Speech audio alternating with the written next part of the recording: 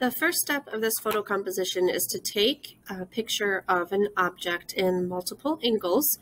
So in this case, I took a picture of the toy pig in a bunch of different angles, and I'm going to bring all of those pictures into Canva so that I can remove the background so that I can have just that pig with a transparent background in those multiple positions to use in Pixlr when I'm getting ready to create my Sandy Skoglund inspired work of art. So when I am saving, I need to remember that when I download it, I need to make sure that not only am I bumping the size up, but also clicking on transparent background, and it's a PNG.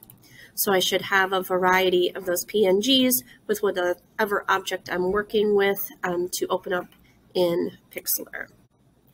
When I am in Pixlr Editor, I'm going to open up the image of whatever room I'm going to set up this Sandy Skoglund style work of art in. And remember that you're going to be doing some colorizing to this. So when you are under Adjustments, you can click Hue and Saturation.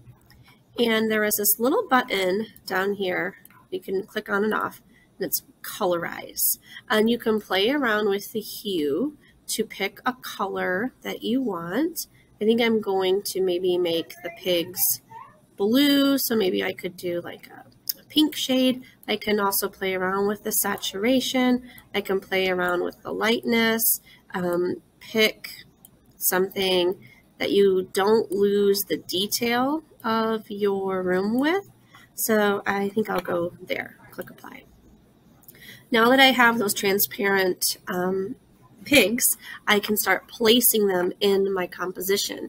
And when I place each one, I'm going to add those images as layers. Remember that I have done the PNGs with the transparent backgrounds in a variety of positions.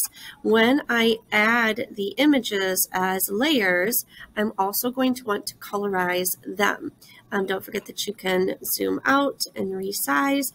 I don't want the pigs to be the realistic color of them. So as long as I am highlighted on that layer, again, I can go over to Adjustments. I can go down to Hue and Saturation. Again, I can make sure I click Colorize, and I can change the color of the pig. I actually kind of like the way it looks with the green pigs. I can play around with lightness.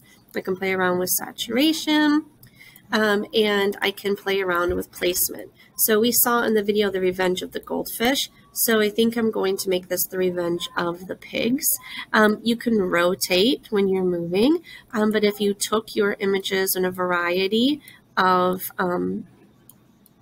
angles, you should have a bunch to play with. So I would just continue this process of layer, add image as layer, choosing the different positions of the pigs, resizing them, placing them where I want them to be placed, and then again, using the correct color that I want to add. So placing those pigs around, making sure that my layer is selected.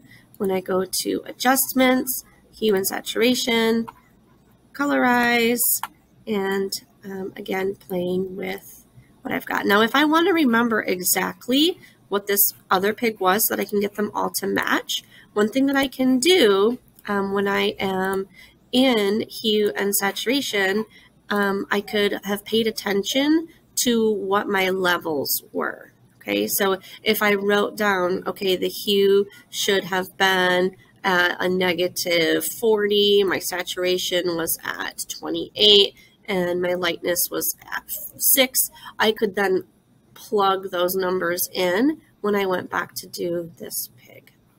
When you are all done creating your composition, remember that you are going to want to file and save.